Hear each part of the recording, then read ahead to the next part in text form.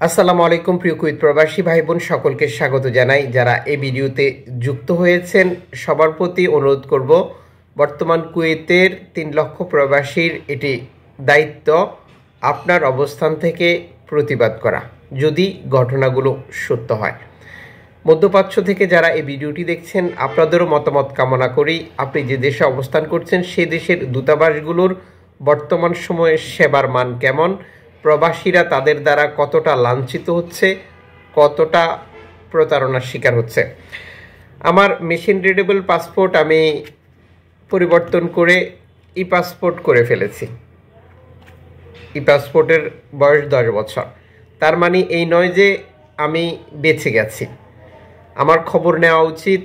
আমার একজন সাধারণ বাংলাদেশি ভাই, সাধারণ একজন প্রবাসী, তিনি পাসপোর্ট বুঝে পেয়েছেন কিনা। কুয়েতে বর্তমান সময় নিরাপত্তা বাহিনীর অভিযানের সংকটের পরেই দ্বিতীয় সংকট হচ্ছে সময় মতো পাসপোর্ট না পাওয়া।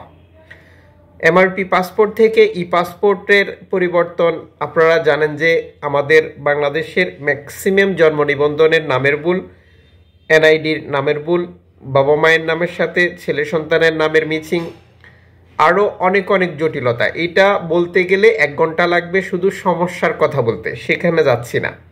এমনিতেই সাধারণ মানুষ পাসপোর্ট বানানো নিয়ে জটিলতায় রয়েছে, তথ্য ইনফরমেশন নিয়ে।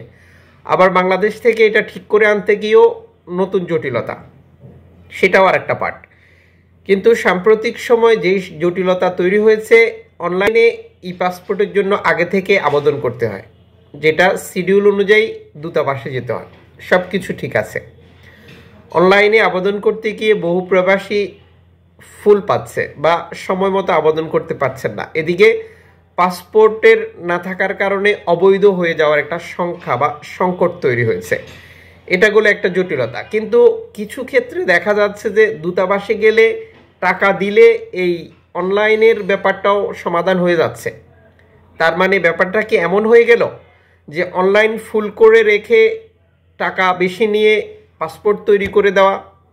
যেখানে মাসের পর মাস বহু প্রবাসী পাসপোর্ট পাচ্ছেন না, সেখানে কয়েকদিনের মধ্যে পাসপোর্ট পাচ্ছেন। এ ধরনের অভিযোগও এসেছে আমাদের কাছে।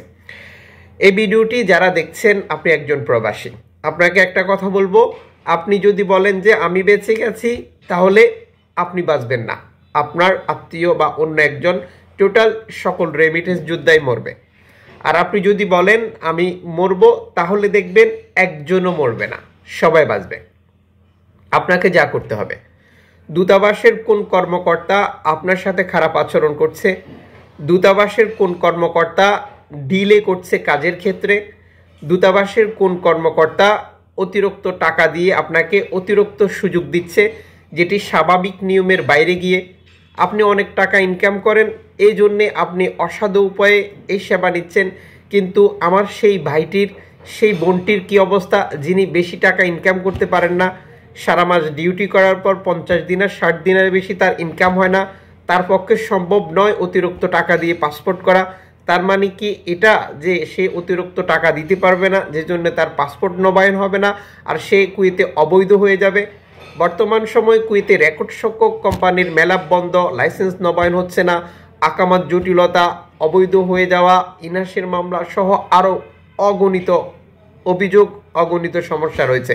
নতুন করে দূতাবাসের এই যুক্ততা, এই ধরনের অবহেলা, পাসপোর্ট সময় মতো না দেওয়া, আবার মেশিন রিডেবল পাসপোর্টের ক্ষেত্রে যে সংক্ষিপ্ততা, সেটা নিয়েও সংকটে রয়েছে প্রবাসী। আবার নতুন করে যুক্ত হয়েছে সময় মতো পাসপোর্ট না পাওয়া। আর এটার সাথে মরার উপর খাড়ার গায়ে হিসেবে দেখা দিয়েছে দূতাবাসের কর্মকর্তাদের অবহেলা, সময় মতো সেবা না দেওয়া সহ আরও অনেক অভিযোগ। আমি যেই কথাগুলো বলেছি এগুলো সম্পূর্ণ আপনাদের অভিযোগের কথা। আমি পাসপোর্ট বানাতে আমার সমস্যা হয়নি। এখন ব্যাপারটা হচ্ছে বুঝতে হবে যে তারা কাদের সাথে এই আচরণগুলো করছে। আপনাকে যা করতে হবে, দূতাবাসের এই সকল তথ্য ইনফরমেশন ভাইরাল করতে হবে।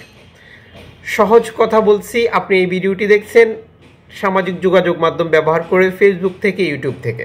বর্তমান সময় পৃথিবীর সর্বোচ্চ পাওয়ার হচ্ছে আল্লাহর পরে সামাজিক যোগাযোগ মাধ্যমের।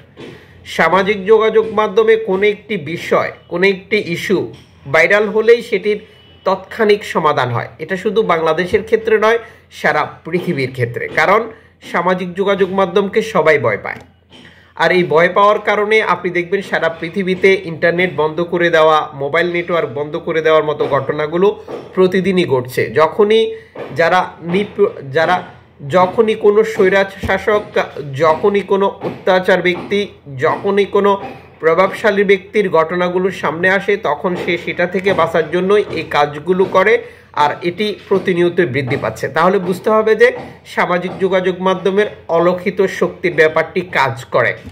আপনাকে যা করতে হবে, পাসপোর্টের এ সকল জটিলতা, পাসপোর্টের সমস্যার সমাধান এবং দূতাবাসের এই অসদাচরণের বিরুদ্ধে রুখে দাঁড়াতে হবে। সেই ব্যক্তির ছবি প্রকাশ করতে হবে, যখন ঘটনাটি ঘটছে সেই ঘটনার ভিডিও প্রকাশ করতে হবে, সম্পূর্ণ তথ্য ইনফরমেশন লিক করতে হবে। আর একটি ঘটনায় সকল ঘটনার সমাধান করে দিতে পারে।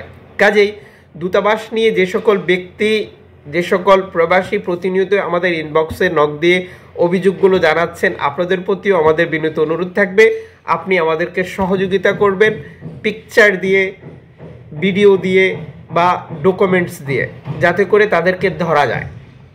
মনে রাখবেন, আপনার সচেতনতা শুধু আপনাকে নয়, সকল প্রবাসীকেই প্রতারণা, হয়রানি, অত্যাচার, নির্যাতন থেকে রক্ষা করবে।